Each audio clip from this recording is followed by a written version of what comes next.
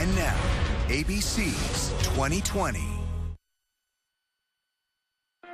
In an America where some of the country is so prosperous, astonishing stories of determination, struggle, and resilience from people who want you to know how hard they are working to hold on to their American dreams.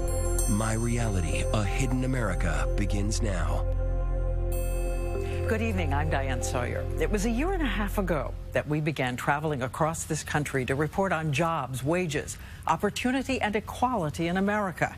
Talking to workers who say the middle class is shrinking, the American dream receding out of reach, and the American media not paying any attention to their story. When we started, we had no idea who would emerge in this polarizing election we've all been through. But we know that in 7 days, there will be a new president who has promised these workers better wages and jobs, and we'll be following what happens. Tonight, though, we begin with a message from the people we met who say they'd like to be heard, and this is the reality of their lives. A year and a half ago, we posted some questions, starting with this one. What is the American dream? So many of you remembered it as a parent with a job, a modest house, maybe a family vacation, and the kind of education that would give the children even more opportunity in life. I remember that dream too. My parents grew up on farms in southern Kentucky. This was the house where we lived until I was 4. They rented it when my mom was a school teacher, my dad in the Navy. So thanks to the GI Bill, they got a house in a subdivision, a family street with picnics and 4th of July parades. But so many of you also wrote us about the stress and the struggle of trying to reach that dream today. I'm actually having to work 3 jobs, and my husband works 3 jobs as well, and we're still not able to get ahead. Back when I was a kid, my father worked, my mother stayed home. My father's income was enough for us to survive. When I was growing up, it was achievable. The white picket fence, being able to own home. I feel like we can never catch up. It's like you're stuck. You got to get the millionaires and the billionaires in Washington to start worrying about the working class people. Because you think they don't know, don't care? I think they forgot. 2 facts. Over the past 30 years, the U.S. economy has been growing, but those at the top are getting more and more of the money. The top 20% have 14 times the wealth of the rest, the 80%, the largest inequality on record. And for the first time in half a century, the majority of the young people in the middle class are not earning as much as their parents did. Which is why, long ago, we started driving around the country. This is a stop at Wilkes-Barre, Pennsylvania. This fire station, Pennsylvania's bravest. I learned that 40 out of 68 full-time firefighters here have to work at least a second job. Though they say a generation ago, a firefighting income could support your family. But firefighter Chris Smith simply will not give up on that dream for his children.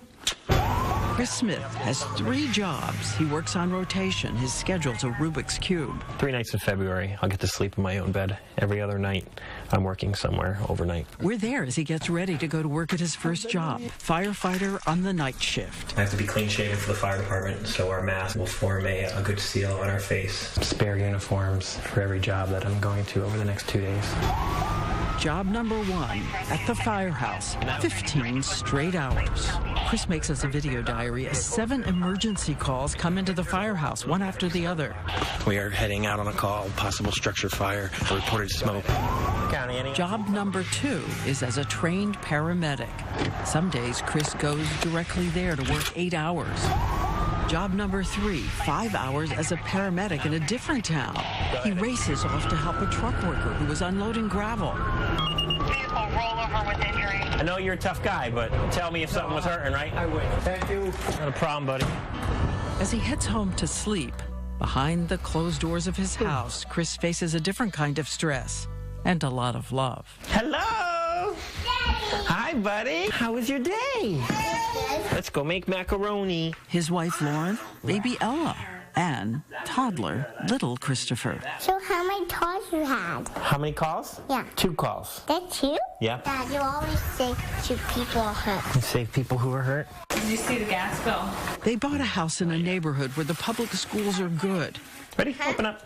A 30-year mortgage. They're also paying down big student loans. I'm going to go get ready for work. I love you.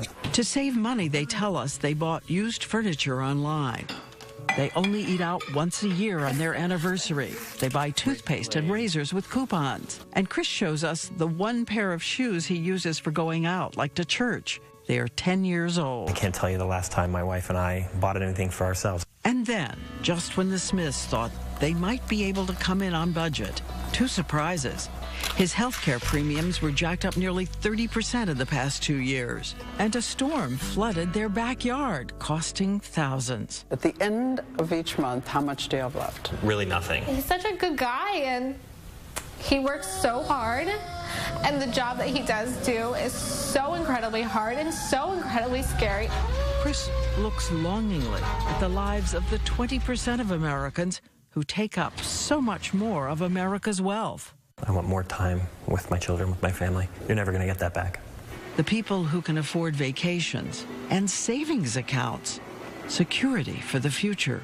They spend more in one day than we probably spend in a month. Their bonuses are more than we make in years. It's a totally different world that they live in. And so many of you wrote us that it doesn't seem most Americans know about the reality of a middle-class life. We went out on the street to ask some random questions. What percentage of Americans today are in the middle class? 75%. The truth, just 50%. And what is the income for a family of 5 just making it through the middle class door? This is my answer. That income actually starts at $54,000. So we head to Maryland, where we meet an incredibly spunky woman named Tracy Coleman. She's shaving big bars of soap to make her own laundry detergent because it saves her $10 a month. Tracy's husband once had a union job in manufacturing, but it went away, so he spends long days installing air conditioners. She works as an aide at the local elementary school. She worries that people blame working families for their situation. Something's wrong with you. You're doing something wrong. We're working. It's not like we're not working. It's just not enough money to support you. Her big splurge, she says, McDonald's, maybe once a month. I'm not going to lie. I've said to myself, I should not have spent that $18 at McDonald's. I could have put it in the gas tank. But I want my kids to be able to enjoy life. She has 2 children, a daughter named Abby and a son, Colton, who's just 7 years old, but already reads at a 6th grade level. He and his best friend, Caleb, have questions about her budget.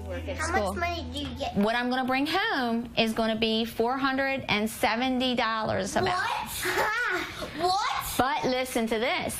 Our house costs $800 a month, so I've got to work 2 weeks at least just to pay off the mortgage. Gas and electric's another $200 a month, so that's another half a week. I have to pay for a car, that's $200. So now I have to buy food, soup, shampoo, soda, toothpaste. So we're left with maybe $50 extra. Well, guess what? What if we want to go to McDonald's once? That's like $0. Yeah, that's like $0 that we can save. So how are we supposed to save? By, I don't know. Tracy hears all those pundits on TV saying that people just need to get a college degree. A college education. Increases your earning potential by 20%. Your college degree is your ticket in the door to get these jobs. So every day, Tracy tries to power up her failing computer to do homework for an online college course, fighting against the exhaustion and the stress in her life. And if you doubt what it means for someone like Tracy to get a little break, a different job opens up at the elementary school. It's still entry level, a parent-teacher coordinator, but with extra pay. I got this job. I got this job! One moment to savor on her family's difficult climb into the American dream. And when we come back, boy, the way Glenn Miller played. We set out to ask why the cost of housing has soared so high in America. Are you living in a truly middle-class home? And you'll meet a man who has spent the past 10 years commuting 4 hours to work, 4 hours back every day. And something pretty amazing happens. Boy, the way Glenn Miller played. Songs that made the hit parade. Return with us to the sights and sounds of Archie Bunker's neighborhood. 30 years ago, the television symbol of living in the American working class. Call Rudy in California. On the phone? No, we just open up the window and holler. Here's Archie's house today, the blue one on the right. We took a walk there with Ralph McLaughlin, chief economist for Trulia, a real estate website. Those homes were built for middle-class Americans. They were built for teachers. They were built for firefighters. They were built for nurses. And those types of people can't afford those homes anymore. I see a middle-class neighborhood that is no longer affordable to the middle class. Kathy Massey moved into Archie's neighborhood 40 years ago. Her husband was a truck driver. She showed us who's buying these houses now. He's a banker. He's a CEO. She says in 1978, her house cost almost $60,000. Today, it's valued at $800,000. And these soaring house prices aren't just in New York. It's happening in job markets across the country. So we wondered about that other TV home, Roseanne's house in Evansville, Indiana. Bye. Bye. Bye. Quick, they're gone. Change the locks. Her house would cost $129,000. But Roseanne's fictional job on TV was in manufacturing. But in Evansville, the number of manufacturing jobs is shrinking. So home ownership in America where is it now? Home ownership in America is at a 50-year low. Think about that, Diane. How many things can you think of today are at 50-year lows? So Americans are right that something profound has changed. In the 1970s, a father on one salary could afford the average new home being built then. It was 1,700 square feet. 2/3 had fewer than 3 bedrooms, more than 1 bathroom, a luxury. The cost? $191,000. But today, the average new house is $360,000. And the home has grown by 60%, 2,600 square feet, 4 bedrooms, not to mention multiple bathrooms, as builders keep catering more and more to upscale incomes. I love this town. I love this community. This is Marisha Sevilla. I'm sorry, I didn't expect to get emotional. I can't take my daughter to the dentist. She's one of the people caught in the vicious choice between affording where you live and affording your life. I think I grew up middle class. My parents have 4 children. They own their home. I didn't imagine I would still be without any idea of how I would get into a house at this point. Her husband is a microbiologist at a lab. They rent a small 2-bedroom apartment in California. When we meet her, she's taken on 4 part-time jobs. Now I do dog walking and house sitting. College savings for the girls? Nothing. Add to it the 25% hike in rent in her town of Burlingame, California. Forget it. We drop in for tea with neighbors. I mean, teachers can't afford to live here. Blue-collar workers, the people that work in this town that we depend on, they have to leave. I've worked in biotech for 20 years. And so you have I make 6 figures. And I can't give my kids what I grew up with. With 2 incomes, it's difficult. We can live here, but can we thrive here? So you have to live in a place you can't afford to live to keep the job that you want to keep to. I mean, it's a trap. Right. It says a lot that almost everyone at this table with me a year and a half ago is gone. They had to leave their home. We gathered a panel of experts to help guide us tonight. All of them say they got to live their own American dream.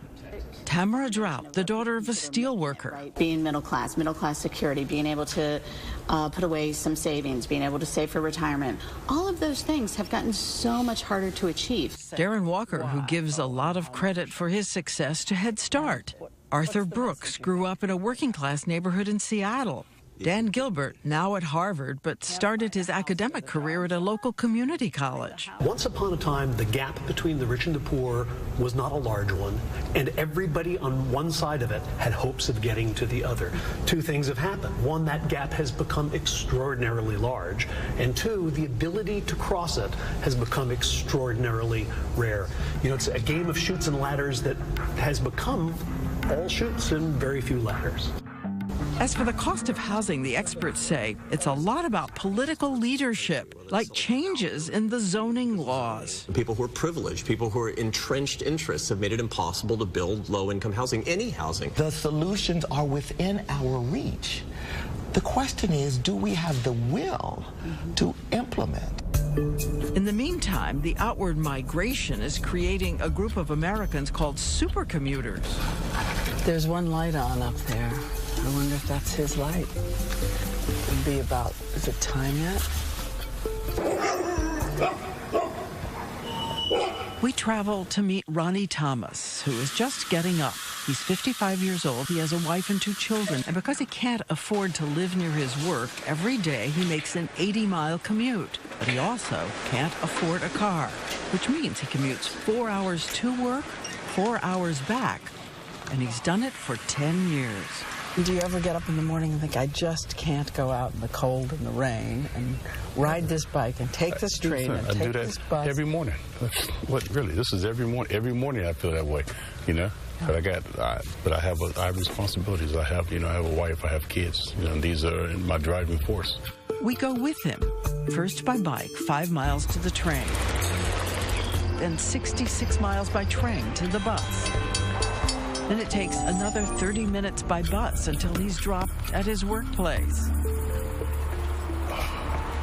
Ronnie works at Stanford University, unloading the boxes of food they serve students on campus. The tuition at Stanford is $45,000. And Ronnie, who grew up in a rough neighborhood, says once his dream was to take computer classes, but his long commute makes his dream impossible.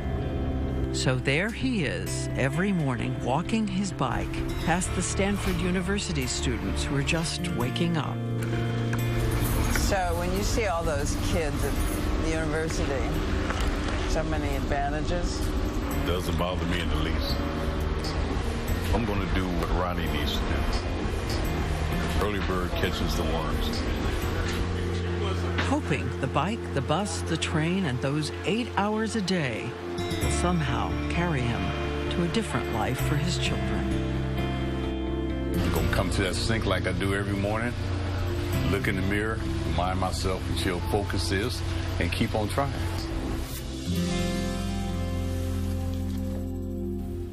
And we have some great news from Ronnie tonight. He saved, and he just sent us this picture of the house he has managed to buy.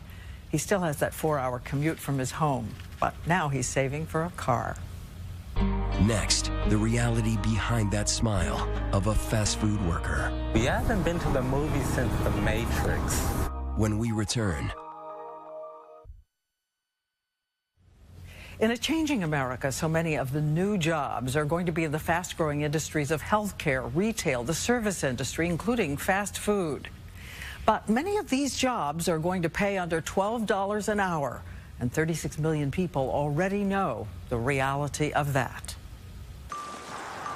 We head out into the middle of the country to Kansas City, where we meet Terrence Wise. He's another American who believes you build a life on hard work. He leaves home at 5:30 and returns 16 hours later. He records the beginning of his day.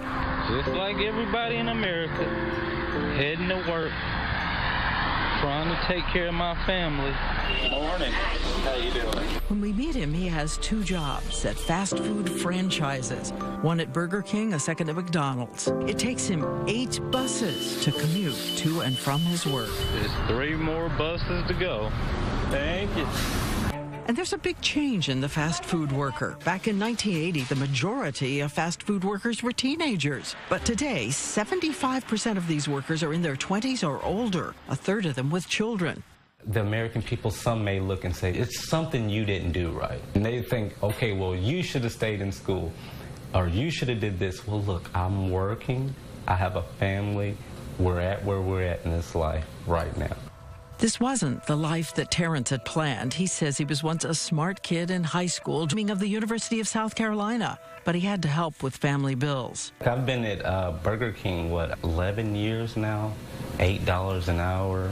After 11 years of service. And yet, after all those buses, all those hours, he says no vacation time, no benefits. You go into these McDonald's or any restaurant and you notice the smiling faces. But when he leaves, he goes home to little food of his own, or no lights, no water. Terrence points out his hours can be reduced, so his income isn't guaranteed. One of the hardest things, watching the leftover food at the end of the shift. What do they do with the food that is left over? Where I work, the food is thrown away. 2 years ago, a worker at another store posted this on YouTube. You see, this is all the food we have left at the end of the night that we have to throw away. When we meet Terrence, he has already become a passionate advocate at the center of the national movement called Fight for 15, arguing for an increase of federal minimum wage from $10.25. I know with $15 an hour, if it started tomorrow, I would only have to work one job.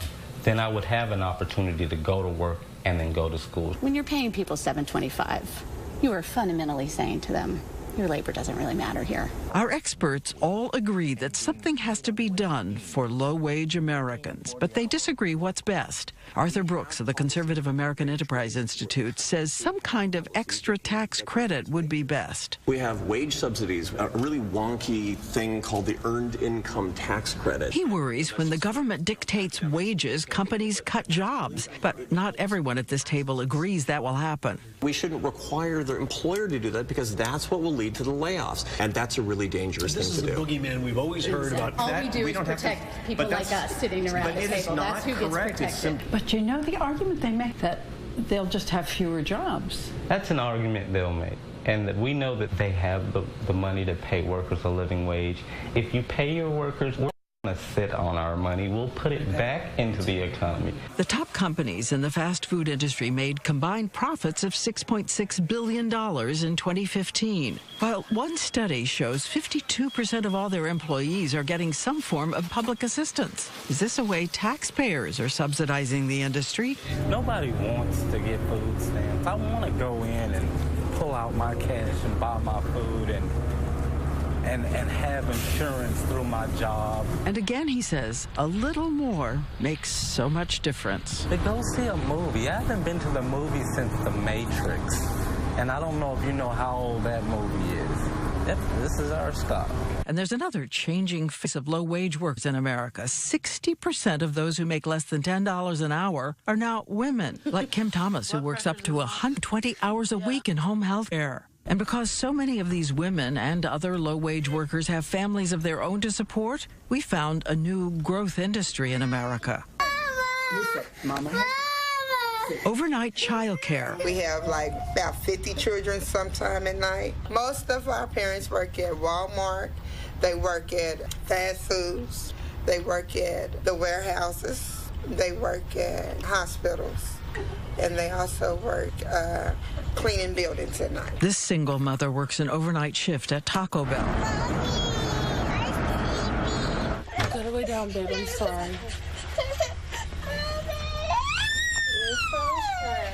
We asked McDonald's for a comment tonight, and they emailed us saying their independent franchises make their own decisions about wages and throwing away food. They also wrote us that they offer their workers world-class training to help them learn, grow, and succeed every day. As of tonight, we have not heard back from Burger King.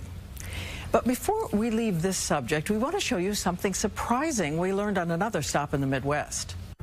We found some low-wage workers in some very surprising places. College professors. We stopped by the campus of Washington University. Tuition's nearly $49,000 a year.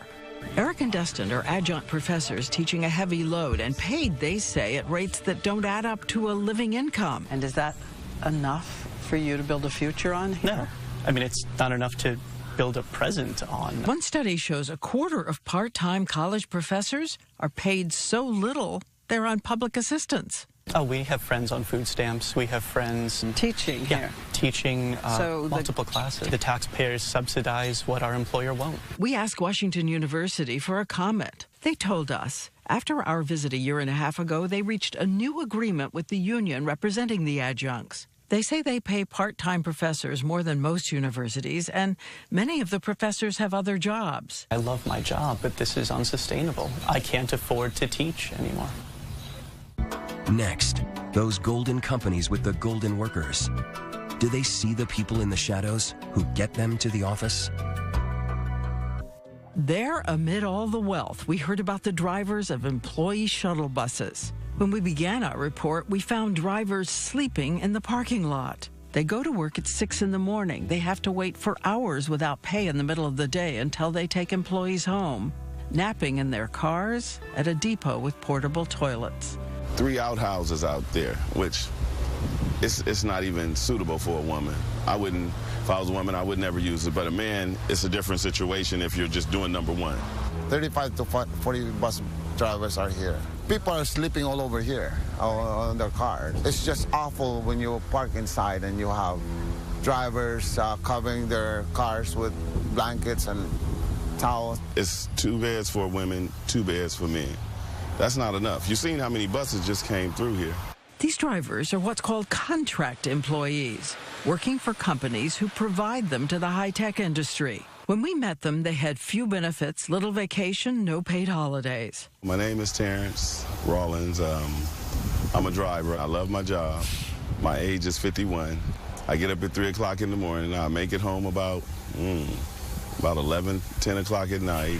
I have to take care of my family. If people have to migrate like the Grapes of Wrath, if people have to migrate a great distance to find work and comfort, then there's an issue here. At that time, the drivers ferrying Apple employees to their campus was Scott Peebles. He was trying to save money for a rental apartment someplace nearby. At the time, was living in his car using an inflatable mattress. I have the air right here. I just turn the ignition switch on to accessory, and then I would pump up, always there. I have my blanket here in case it gets cold. And I put the visor in front, so it picks up some of the light. I mean, if people would know this, if a corporation or the business that they work for, there would probably be a guess that their employees were living in a car or van. Antonio Garcia Martinez on his 35-foot sailboat. He used to be one of those high-paid tech employees and wrote a kind of confession about that time, remembering how he used to see the service workers. The Silicon Valley elite basically doesn't see service workers. They're just basically blind to them as a class. I lift my glasses so I don't lose them, and then I get into the bed, hover on, and then just close the door and say goodnight. And it's not just drivers. A lot of service workers worked for contract companies, like the security guards greeting people every day as people come into the high-tech offices. We're more or less the company's ambassador. So we're welcoming all their customers. We treat the employees well. For years, Michael Johnson was a security guard at several companies, says in the beginning his job had value. When I first started, there were paid vacations, paid holidays.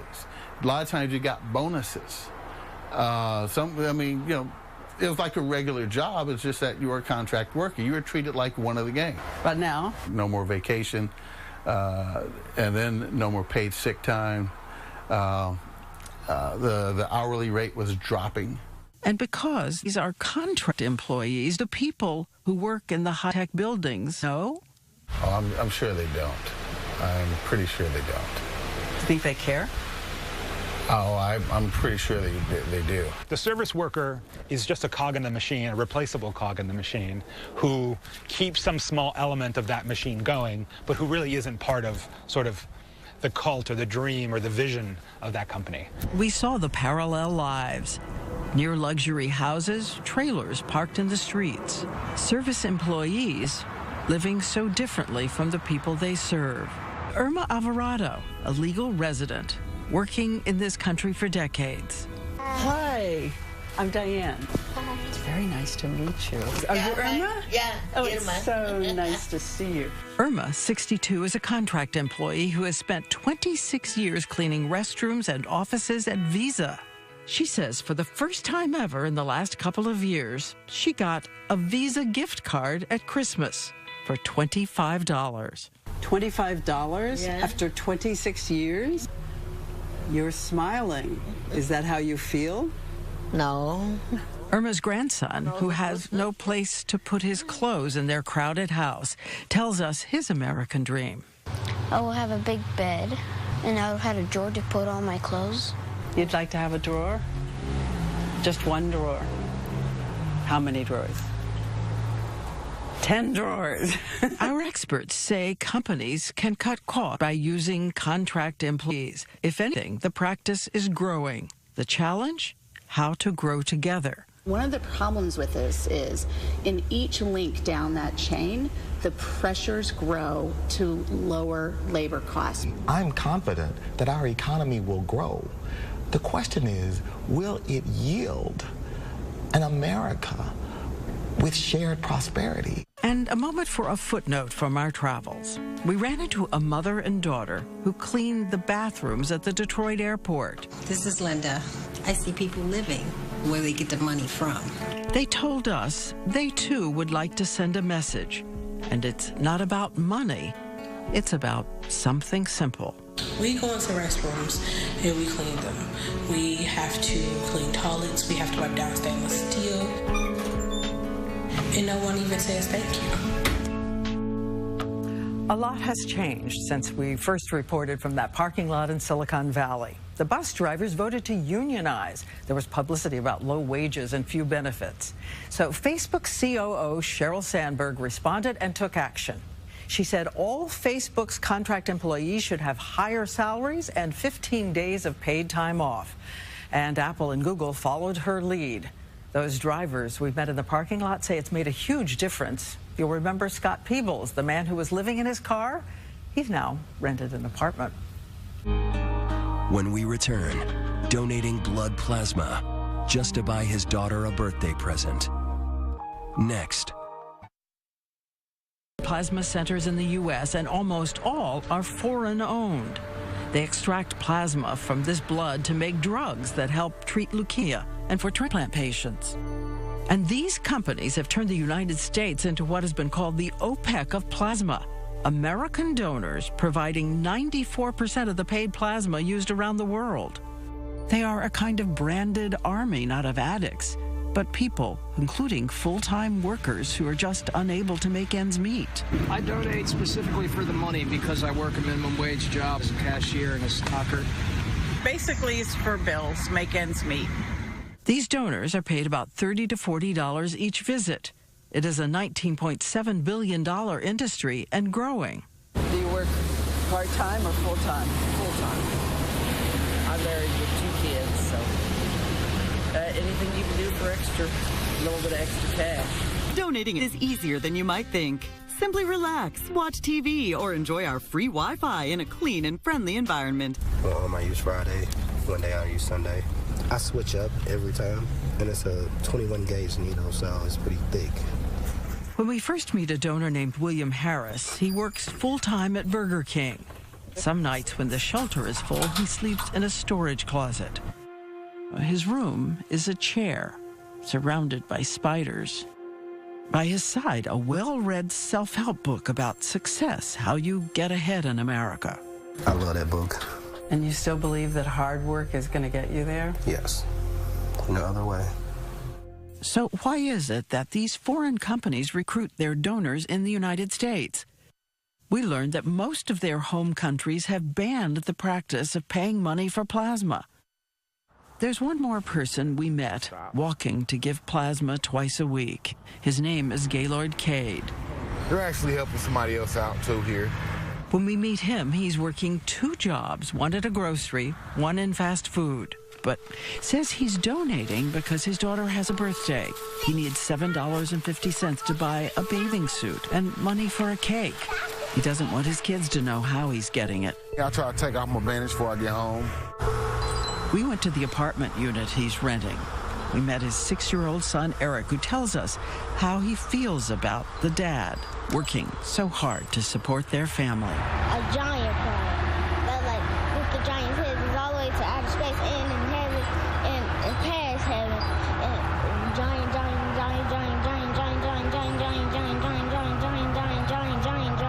I'm trying to say a lot. And Daddy working on getting a car. Gaylord, who has had a tough life growing up, says he knows there are a lot of people who have a lot more than he does. You work 40 hours a week, right? You probably work more than that, right? I work a lot. Right. I work a lot. You work a lot. You work hard, too. Right. And you're American, I'm American. We both work hard. And the difference is, I imagine you can take care of yourself pretty good and probably your grandkids and things like that sort, too. Gaylord says he doesn't resent other people's good fortune. He just wonders if anyone sees the struggle all around him. I'm grateful for any and everything that God sends my way. However, people who pass you by, they don't know what you're going through, but there's poverty. There's a lot of poverty around here. The kind that leads a dad to give his blood for his daughter's birthday smile. You like it, baby? Yeah. Yeah, how old are you today? 17. You ready to go swimming? Yeah.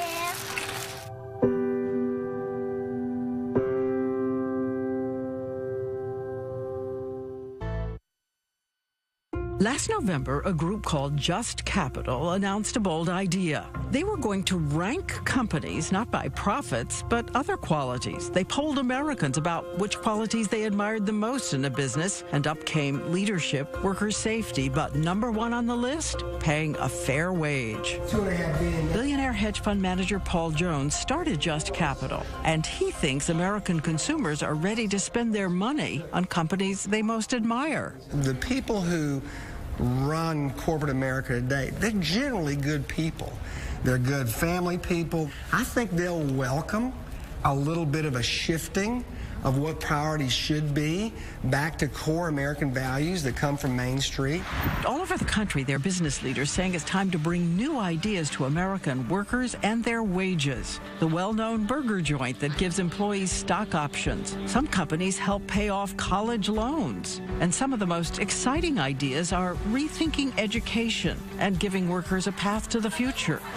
BMW in South Carolina trying to create a school-to-job highway. The company created a program to train people in mechanics, robotics, and so far, every graduate got a job at BMW with the prospect of salaries up to $90,000. Put up charts on And this is a man named Mark Bertolini who has ideas of his own. He's the son of an auto worker, successful CEO of a Goliath company, Aetna Healthcare, 49,000 employees. Bertolini says it all has to begin with corporate leaders who want to learn the lives of their workers. Where do they live and what are their lives like? And it took me 6 months to get that data, but once I got the data, I was embarrassed. He says when he became CEO, he was surprised to discover that some of his full-time employees were paid so little, they had to go on public assistance. And I said, how can we let this happen? Here we are, a major Fortune 50 company with employees who are suffering every day to make ends meet. So Aetna raised salaries to at least $16 an hour. They're helping workers pay down college debts. Bertolini even pays workers to sleep more at night.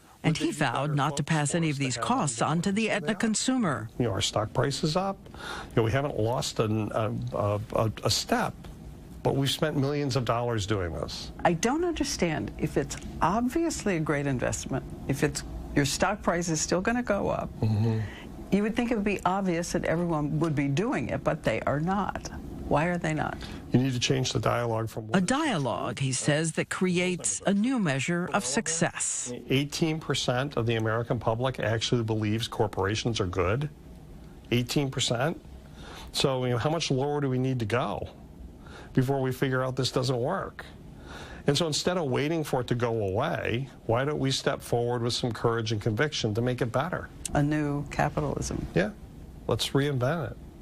I mean, we're the captains of it. Why shouldn't we be the ones that say, here's the new way? Let's us as a group of people stand for something and say, we're going to do something about this. And Bertolini says if there are CEOs in America who don't know where to start, just give him a call. And as we said, in 7 days, we will have a new president who has promised better wages and jobs. And we're going to be following some of the people you met tonight for the next year. A few other notes. Chris, the firefighter, got a new pair of shoes for Christmas. Marisha now has a full-time job as a personal assistant. William has a warehouse job, a place to live, but he's still getting money for donating blood plasma. And finally, that fast food worker and activist Terrence, well, several months after we met him, there he was at the White House. He'd been asked to speak on behalf of low-wage workers. I'm Diane Sawyer. Thank you so much for watching tonight, and good night.